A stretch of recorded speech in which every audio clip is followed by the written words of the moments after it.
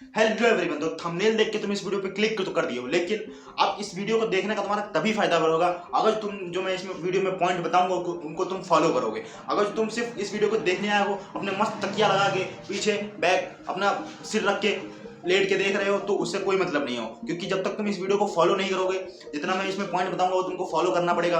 ऐसे उसके अलावा तुम्हारे पास कोई चारा नहीं है, क्योंकि अगर तुम इस वीडियो पे क्लिक किए हो इसका मतलब तुम भी स्कोर करना चाहते हो 90 या 90% के ऊपर मार्क्स।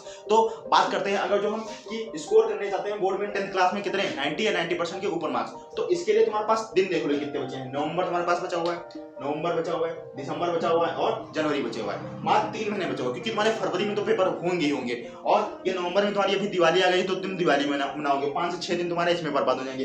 इसलिए मैंने फरवरी को यहाँ पे इंक्लूड नहीं किया है, लेकिन ये मान के चलो फरवरी के सेकंड वीक से तुम्हारे एग्जाम स्टार्ट हो जाएंगे। तो अब बात करते हैं तुम कैसे स्कोर कर सकते हो बोर्ड में 90% या 90% के ऊपर मार्क्स, 90% या 90% के ऊपर मार्क्स। तो अब तुम्हारे पास अप्रॉक्स मान के चलो तुम्हारे पास 100 डेज बचे हुए हैं। कितने डेज बचे हुए हैं? 100 डेज बचे हुए हैं। तो 100 डेज के अंदर तुम्हारे पास टोटल 600 नंबर का पेपर हुआ है। कितने नंबर का पेपर होगा? 600 नंबर का पेपर होगा टोटल। तब जब 600 नंबर के पेपर में से देखो 180 मार्क्स तुम्हारे स्कूल से ही मिल जाएंगे कि नहीं मिल जाएंगे? प्रैक्टिकल के जो मार्क्स होते हैं 180 मार्क्स तुम्हारे स्कूल से मिल जाएंगे। अब ये स्कूल से मार्क्स तुम्हारे तब मिलेंगे जब तुम्हारे स्कूल में तुम्हारे संबंध अच्छे होंगे, मतलब तुम प्रैक्टिकल में सही से इन्फॉर्म कर रहे होंगे, परफॉर्म कर रहे होगे, तुम प्रैक्टिकल जमा कर रहे होगे टाइम टू टाइम, या फिर तुम्हारी अटेंडेंस कैसी होगी, वो हर चीज़ यहाँ पे देखी जाती है, उसके बाद तुमको मिलेंगे।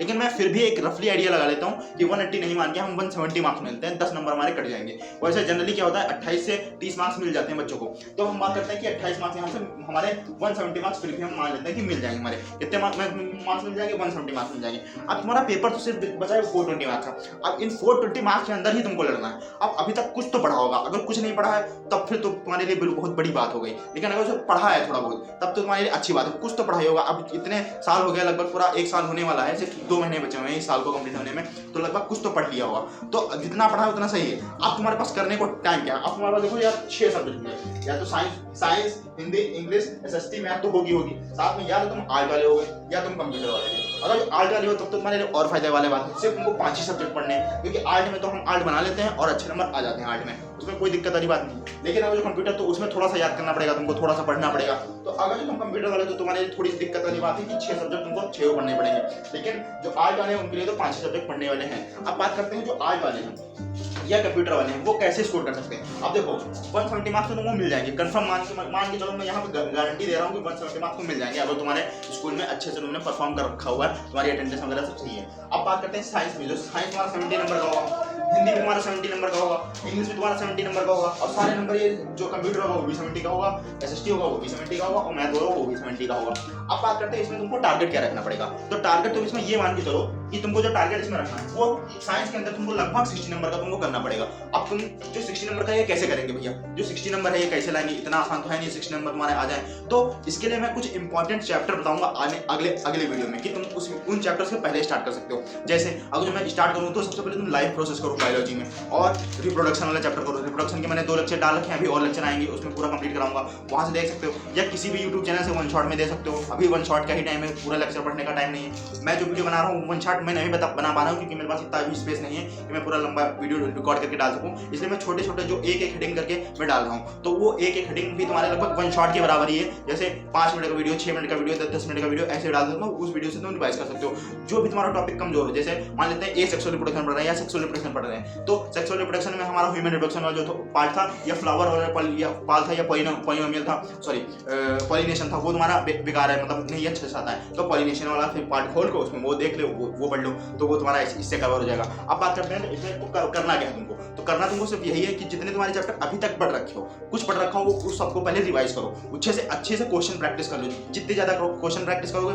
उतना ज्यादा तुमको फायदा मिलेगा। अब बात करते हैं जितना कुछ नहीं पढ़ा है तो वो क्या कर सकते हो। वो जितने इजी चैप्टर्स हैं और स्कोरिंग चैप्टर्स हैं उनको स्टार्ट करो पढ़ना। अब इस वाले वीडियो पर मैं साइंस का हर एक सब्जेक्ट का अलग एक वीडियो आएगा। अभी तो ये कंबाइन वीडियो मैंने बना लिया है कि ये टारगेट तुमको सेट करना है, और ये वीडियो मैं जल्दी लाऊंगा, लगभग आज आया है, कल आएगा, परसों आएगा। ये 6 वीडियो तुमको पूरे देख लेंगे। तुम्हारे 70 से मार्क्स का मतलब जितना तुम्हारा परसेंट तुमने डिसाइड कर रखा उससे 1% भी कम आया अगर जो, तो तुम इस चैनल को सब्सक्राइब किए बना जा सकते हो। और अनफॉलो भी कर देना, तो कोई दिक्कत नहीं है, मैं गारंटी ले सकता हूँ। लेकिन अगर शर्त यह है कि तुमको फॉलो करना पड़ेगा।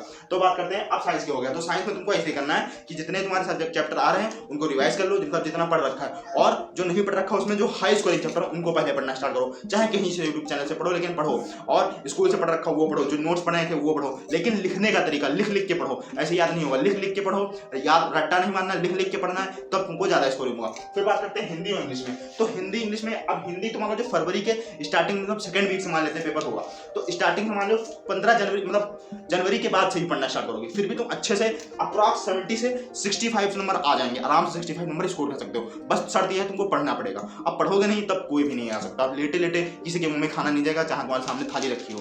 तो अब बात करते हैं इंग्लिश में। तो इंग्लिश में सेम यही चीज लागू होगी, लेकिन इंग्लिश में तुमको अभी से याद करके रखना है। अब ये काम कर सकते हो कि डेली हफ्ते में 7 दिन होते हैं, हफ्ते में कितने दिन होते हैं? 7 दिन होते हैं। 7 दिन में से तुम 2 दिन हिंदी या इंग्लिश पढ़ सकते हो। जैसे आज सैटरडे को हिंदी पढ़ ली, एक सब्जेक्ट एक चैप्टर कोई कंप्लीट कर लिया, या फिर कुछ ग्रामर का पढ़ लिया, ऐसे फिर संडे को इंग्लिश पढ़ ली। अब अगले जो पढ़ो तो अगले भी उस दिन वो रिवाइज कर लो जो उस सैटरडे को पढ़ा था या संडे को पढ़ा था, और नया एक चैप्टर पढ़ लो। तो हिंदी इंग्लिश सिर्फ हफ्ते में 2 दिन पढ़ सकते हो, उसमें तुम्हारे हो जाएंगे। एट द एंड में तुम वैसे ही हिंदी इंग्लिश पढ़ोगे जब तुम्हारे पेपर आ जाएंगे, तब उसमें भी तुम्हारे आराम से 60 से 65 नंबर आ जाएंगे। लेकिन ये टारगेट तुमको रखना पड़ेगा, इस टारगेट के हिसाब से पढ़ो।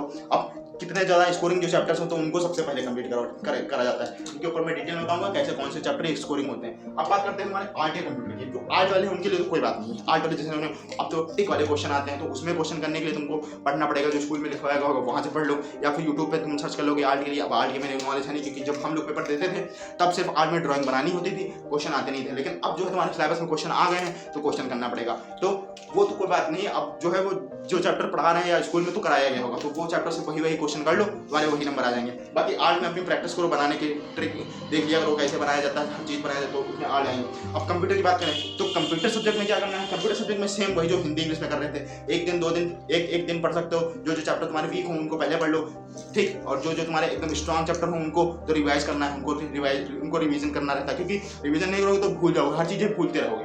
अब बात करते हैं एसएसटी में और मैथ में। तो एसएसटी में तुमको क्या करना है? इसमें थोड़े लंबे आंसर होते हैं, लॉन्ग आंसर होते हैं, तो इसमें तुमको रटना नहीं है। अगर जो रट्टा मार के जाओगे तो तुम फेल हो जाओगे। मतलब रट्टा मार के इतना नहीं याद कर पाओगे कि बहुत सारे चैप्टर्स हैं, बहुत सारे लॉन्ग आंसर्स होंगे, तो वो तुम रट नहीं पाओगे। उसमें तुमको करना है जो एनसीईआरटी तुम्हारी बुक है, उस एनसीईआरटी बुक को फॉलो करो और उसी से तुमको पढ़ना है। उसमें जितना लिखा हुआ उससे रिलेटेड अपनी थ्योरी खुद बनाओ, खुद लिखने की प्रैक्टिस करो। अगर तुम लिख नहीं पा रहे हो तो उसकी प्रैक्टिस करना स्टार्ट करो, क्योंकि जितना अच्छा तुम लिखोगे उतने अच्छे तुम्हारे मार्क्स आएंगे। सिर्फ क्योंकि उसमें एसएसटी में लिखा हुआ देखना जरूरी है, और पेपर में तुमको कुछ नहीं छोड़ के आना है। ये मैं तुमको अभी बता रहा हूँ, और लास्ट डेट तुमको टिप्स में भी दूंगा कि क्या करना है, कैसे लिखना है, कॉपी बोर्ड की कैसे लिखी जाती है, उसके ऊपर भी मैं वीडियो बनाऊंगा। वो भी तुम वीडियो को चैनल सब्सक्राइब कर लो, आने वाले वीडियो में तुमको देखने को मिलेगा।